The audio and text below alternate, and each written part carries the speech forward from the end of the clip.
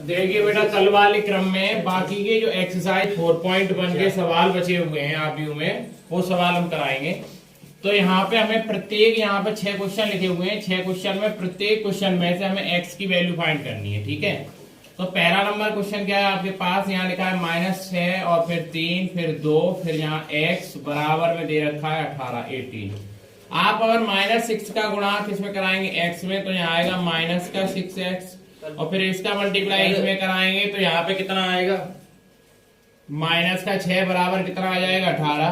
यहाँ से -6 को आप इधर लेके आएंगे तो -6x बराबर कितना हो जाएगा 6 प्लस में आएगा बेटा इधर, तो यहाँ -6x बराबर कितना हो जाएगा बेटा 24 और 6 से इसको कट करेंगे तो कितने टाइम्स कटेगा 4 टाइम्स, तो -x बराबर आएगा 4, माइनस को उधर पहुंचा दीजिए, x बराबर कितना आ जाएगा -4 आ जाएगा आपके पास।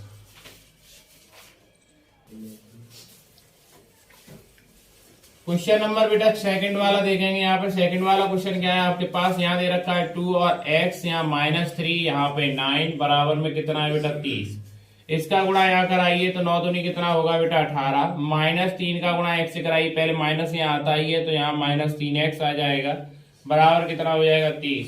तो 18 माइनस माइनस क्या हो जाएगा प्लस और यहाँ हो जाएगा 3x बराबर हो जाएगा 30। 18 को उधर पहुंचाएंगे, इधर प्लस है तो उधर काय में हो जाएगा बेटा माइनस में, तो यहाँ आएगा -18। यहाँ 3x बराबर आ जाएगा बेटा 12। अगर मैं इसको इससे काटता हूं तो 4 बार कटेगा तो x बराबर कितना आ जाएगा 4। ये हमारा दूसरा क्वेश्चन हो गया बेटा। क्वेश्चन नंबर तीसरे वाले में क्या दे रखा है आपको, यहाँ 1, यहाँ 6, यहाँ 5, यहाँ 3 दे रखा है और फिर यहाँ पे दे रखा है 7x, यहाँ 5, यहाँ 4, यहाँ -x दे रखा है। इसका मल्टीप्लाई आप यहाँ कराइए तो 3 1 या 3, इसका मल्टीप्लाई यहाँ कराइए कितना आएगा बेटा 30, 5 के 30 हो जाएगा बराबर। इनका गुणा यहाँ कराइए, माइनस का 7x स्क्वायर हो जाएगा, आप यहाँ मल्टीप्लाई कराएंगे, यहाँ माइनस का 20 आ जाएगा बेटा। यहाँ कितना बचेगा माइनस का 27, ये माइनस का 20 इधर काय में आएगा बेटा +20, ये वाला हम इधर ले आए। यहाँ क्या बचेगा माइनस का 7x स्क्वायर बचेगा, यहाँ क्या बचेगा माइनस का 7, यहाँ क्या बचेगा -7x स्क्वायर, माइनस से माइनस हटा दीजिए, यहाँ 7 से 7 को कट करेंगे 1 टाइम्स, तो x स्क्वायर बराबर आ गया 1, स्क्वायर हटाएंगे उधर स्क्वायर रूट आएगा, तो स्क्वायर रूट से आगे क्या आएगा बेटा प्लस माइनस आएगा, क्या आएगा यहाँ 1, तो 1 किसका स्क्वायर होता है 1 का ही, तो +-1, तो x की दो वैल्यू आ जाएंगी +1 और -1, हमारे पास ये दोनों आंसर हो जाएंगे। अगर ऐसी क्वेश्चन नंबर हम फोर्थ वाले की बात करते हैं, फोर्थ वाला क्वेश्चन क्या है, 1 और 2, यहाँ दे रखा है 4 और यहाँ 6 बराबर में, यहाँ x, यहाँ दे रखा है 3x, यहाँ दे रखा है 2, यहाँ दे रखा है 4। अगर हम इसकी बात करते हैं तो 1 का मल्टीप्लाई 6 में कराएंगे, 6 1 या 6, यहाँ मल्टीप्लाई कराएंगे तो कितना आ जाएगा बेटा 4 2 या 8 बराबर। x का गुणा 4 में कराएंगे तो यहाँ कितना आएगा बेटा 4x और 2 का गुणा 3 से कराएंगे 2 3 6x आएगा माइनस का, यहाँ बचेगा -2 और यहाँ बचेगा -2x, माइनस से माइनस हटाइए 2 1 या 2, तो x बराबर कितना हो जाएगा 1 आ जाएगा। अगला क्वेश्चन अगर हम देखते हैं 5वें नंबर वाला, तो 5वें नंबर वाला क्वेश्चन क्या है बेटा, यहाँ दे रखा है 2 और 5, यहाँ 4 और यहाँ 1, यहाँ बराबर में दे रखा है बेटा 2x और यहाँ दे रखा है 6, यहाँ 4, यहाँ पे x।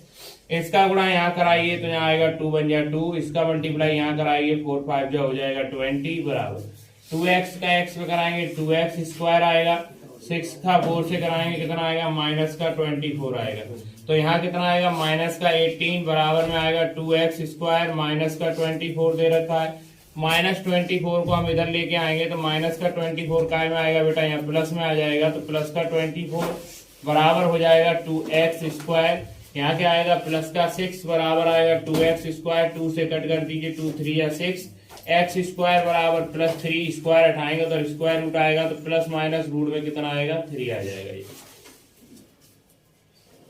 अगला नंबर क्वेश्चन 6 वाला क्या दे रखा है, 6 वाला क्वेश्चन में यही बता देता हूं बेटा।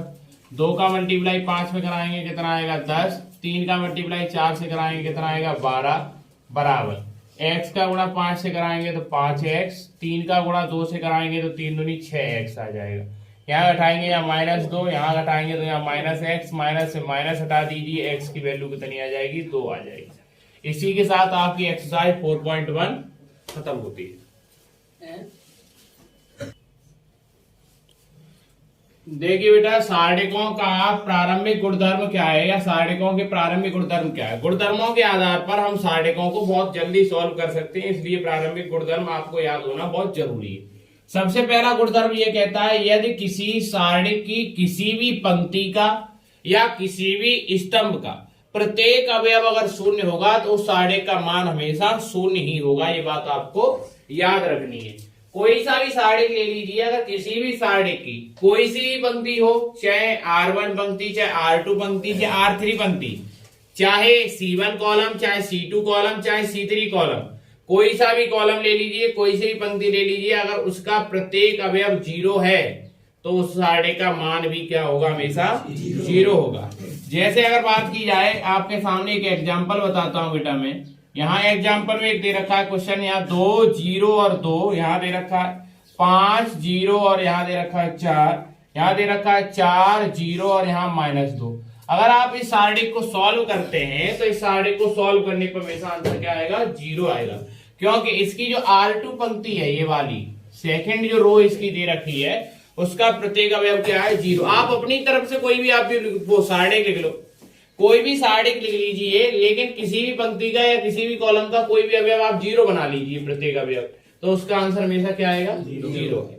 आप चाहे R2 पंक्ति से विस्तार कर दीजिए, चाहे इससे कर दीजिए, चाहे कैसे भी सॉल्व करिए, इसका आंसर हमेशा 0 ही आएगा। अगर मान लीजिए आप R1 के सापेक्ष विस्तार करते हैं, काय के सापेक्ष बेटा, R1 के सापेक्ष, ये रहा R1 के अनुदेश प्रसार करने पर, क्या करने पर, प्रसार करने पर या प्रसरण करने पर या विस्तार करने पर, बात एक ही होती है। जैसे यहां लिखेंगे तो सबसे पहले 2 आएगा बेटा, 2 आएगा, यहाँ पे यहां लिखेंगे 2, ये प्लस, ये माइनस, ये प्लस, ऐसी तो चलते हैं बेटा। तो 2 आया तो 2 इस वाली रो में आया तो ये बंद हो जाएगी, 2 इस कॉलम में आया तो ये बंद हो जाएगा, रह क्या जाएगा, 0 4 0 2, तो यहाँ रह जाएगा 0 4 और 0 -2। अब क्या आएगा, -5, यहां लिखेंगे -5 लिख दिया हमने। अब 5 में ये वाला कॉलम गायब, ये वाली पंक्ति गायब, बचेगा क्या यहाँ पे बेटा, 0 2 और 0 और -2, ठीक है बेटा। अब क्या आएगा, +4, तो यहाँ आएगा +4, यहाँ लगाएंगे सारे, ये हो गया और ये हो गया। अब क्या आएगा, 0 2 और 0 4। अब अगर हम इसको सॉल्व करें तो ये 0 का गुणा 0 हो जाएगा, 0 का गुणा 0 हो जाएगा, ये पूरा क्या हो जाएगा, 0, 0 का 2 से करेंगे तब भी 0, ये भी 0, 0 का 0, 0 का 0, इसका आंसर क्या आ जाएगा बेटा, 0। तो हमें इससे एक बात पता चली कि कोई सा भी सारणिक दिया गया हो, कभी भी, चाहे 2x2 का हो, चाहे 3x3 का हो, अगर उसके किसी भी कॉलम में या किसी भी पंक्ति में सभी अवयव 0 हैं तो उस सारणी का मान हमेशा 0 होगा। ये पहला गुणधर्म कहता है सारणी का। बात समझ में आ रही है? तो उसको आपको सॉल्व करने की जरूरत नहीं है।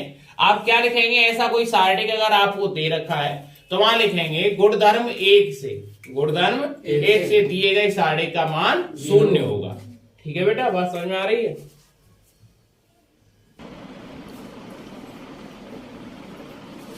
अगला गुणधर्म देखिए बेटा, गुणधर्म नंबर 2 क्या कहता है, यदि किसी सारणी की पंक्तियों को स्तंभों में तथा स्तंभों को पंक्तियों में अगर विनिमय किया जाए, विनिमय का मीन से बदला जाए, एक्सचेंज किया जाए, तो सारणी के मान में कोई बदलाव नहीं होगा।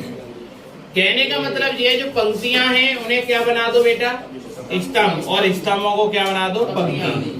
ये काम कब किया करते थे, आरपीयू में जब हम ट्रांसपोज निकालते थे या परिवर्त निकालते थे तब क्या करते थे, पंक्तियों को स्तंभों में बदलना और स्तंभों को पंक्तियों में बदलने से क्या होता था, किसी भी आरपीयू का ट्रांसपोज निकलता था या परिवर्त निकलता था।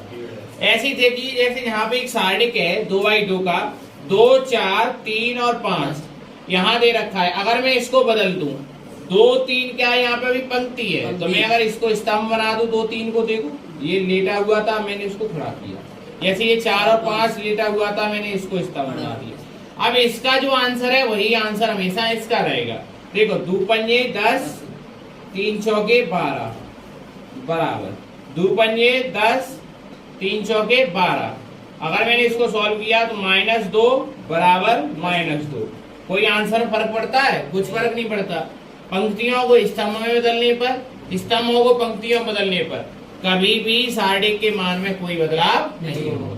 लेकिन ऐसा नहीं करना कि यहाँ पे आपने देखा ये तो चलो 2x2 का था, आपने ऐसा किया कि एक पंक्ति को स्तंभ बना दिया, दूसरी पंक्ति को कॉलम में बदल दिया, तो स्तंभ सॉरी रो बना दिया और एक कॉलम बना दिया, तो ये बदलने पे ये वाला गुणधर्म लागू नहीं होगा। यहाँ पे हर एक पंक्ति को हर एक स्तंभ में बदलना है, हर एक स्तंभ को हर एक पंक्ति में बदलना है, तब कोई फर्क नहीं पड़ता। जैसे यहाँ पे दूसरा नंबर पॉइंट क्या है, जैसे 1 2 3 ये पंक्ति में लिखा हुआ है, हमें इसको स्तंभ में लिख दूं 1 2 3। ये 4 5 6 पंक्ति में लिखा हुआ है, मैं स्तंभ में लिख दूं 4 5 6। यहाँ 7 8 9 पंक्ति में लिखा है, मैं इसको स्तंभ में लिख दूं 7 8 9। तो अब जो यहाँ पंक्तियां थी वो वहां पे क्या है, स्तंभ है।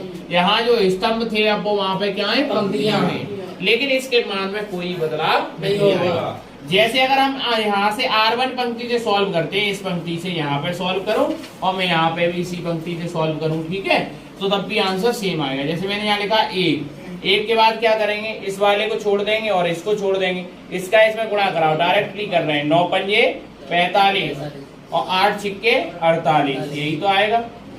बराबर लगा लीजिए, ये माइनस ये प्लस का लेंगे तो ये काय का लेंगे, माइनस का। तो अब ये वाली लाइन गायब हो जाएगी और ये वाली, तो 4 का गुणा 9 से, 4 9 में 36, 6 7 42। अब क्या आएगा, प्लस का 3 आएगा यहाँ पे। अब क्या करना है हमें, ये वाला छोड़ देना है, ये वाला 8 चौके 32 और 5 7 35। तो अगर हम इसको सॉल्व कर दें यहाँ पे, तो यहाँ कितना बचेगा, माइनस का 3, माइनस 3 का 1 में गुणा करेंगे -3, यहाँ 2, यहाँ से कितना बचेगा, माइनस का कितना 7 सॉरी 7 नहीं 6 बचेगा, 6 का गुणा इसमें करेंगे तो 6 दूनी 12 आएगा प्लस का। यहाँ सॉल्व करें तो माइनस का 3 बचेगा, -3 का 3 रख के 9।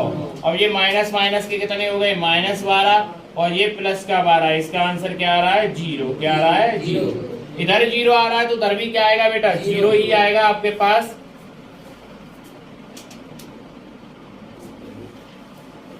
अब देखिए अगर हम इसको सॉल्व करते हैं तो इसका आंसर क्या आएगा, यहाँ पे मैंने देखा 1 लिखेंगे सबसे पहले, फिर ये वाला खत्म कॉलम और ये वाली रो खत्म। तो 9 का गुणा 5 में 9 पंजे कितना आएगा बेटा, 45, 6 8 कितना आएगा बेटा, 48।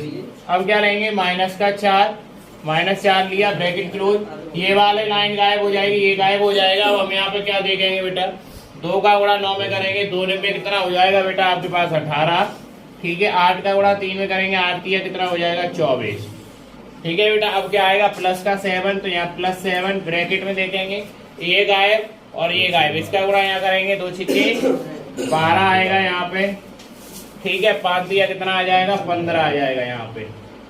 तो यहाँ कितना आएगा बेटा, -3 का 1 में करेंगे -3, यहाँ -4। अब यहाँ घटाइए तो यहाँ माइनस का 6 बचेगा बेटा, -6 का 4 में करेंगे, 6 चौके कितना हो जाएगा 24, काय का हो जाएगा प्लस का, क्योंकि ये माइनस।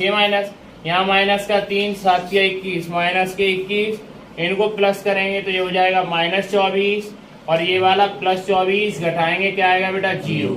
तो इधर जब हमने इसको सॉल्व किया तब भी 0, इधर सॉल्व किया तब भी 0। तो हमें ये क्लियर हो गया कि स्तंभों को पंक्तियों में, पंक्तियों को स्तंभ में बदलने पर किसी भी सारणिक के मान में कोई बदलाव नहीं होता है। देखिए बेटा गुणधर्म नंबर 3 क्या कहता है, गुणधर्म नंबर 3 ये कहता है, यदि किसी सारणी की किन्हीं दो, ठीक है, किन्हीं दो समांतर आसन, आसन का मीन्स होता है एडजेसेंट, जो लगातार क्रम से जुड़ी होती है। जैसे किसी भी अगर पोर्शन में बात करें, जैसे एक हमने ये चतुर्भुज बनाया, और आसन्न भुजाओं की बात करें जो जुड़ी हुई होती है, तो ये वाली और ये वाली आसन्न भुजाएं हो गई, क्योंकि ये यहाँ पे जॉइंट है, ठीक है ना।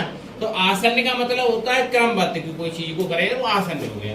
पंक्तियों या आसन्न स्तंभों को परस्पर विनिमय करने का मतलब यहाँ इंटरचेंज क्यों लिखा है, क्योंकि यहाँ 2 पंक्तियां या 2 स्तंभ बदले जाएंगे, यहाँ पूरी पंक्तियां या पूरे स्तंभ नहीं बदले जाएंगे, इसलिए यहाँ पर हमने इंटरचेंज लिखा हुआ है।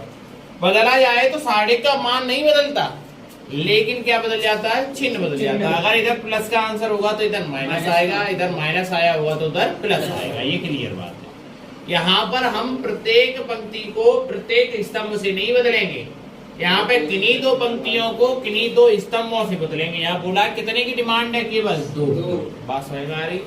अब जैसे 2x2 का देखिए, जैसे मैंने यहाँ लिखा है 2 4 3 5, तो मैंने इसको बदल दिया, देखो 3 को यहाँ कर दिया, इसको यहाँ कर दिया। अब मैं इसको अगर सॉल्व करूँ और इसको सॉल्व करूँ तो इसका जो आंसर आएगा उसका विपरीत चिन्ह का आंसर ये वाला आएगा। तभी तो मैंने यहाँ पे प्लस लगाया और यहाँ पे माइनस लगाया है। तो आपको ये बात याद रखनी पड़ेगी कि आप कभी भी अगर किसी भी सारणिक में दो पंक्तियों से दो स्तंभों को बदलते हैं तो चिन्ह वहां बदलना पड़ेगा।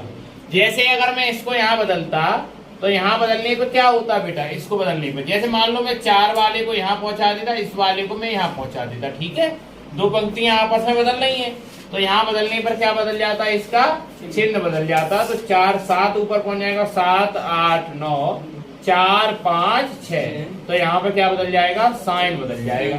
सॉल्व तो आप कर ही रहेंगे बेटा, सॉल्व जैसे करते हैं वैसे ही सारणी को करना है, ऐसे इसको करिए आप, इसको सॉल्व करिए, तो इसका जो आंसर आएगा उसका विपरीत चिन्ह का आंसर इसका आएगा। बात समझ में आ रही है कि नहीं आ रही है?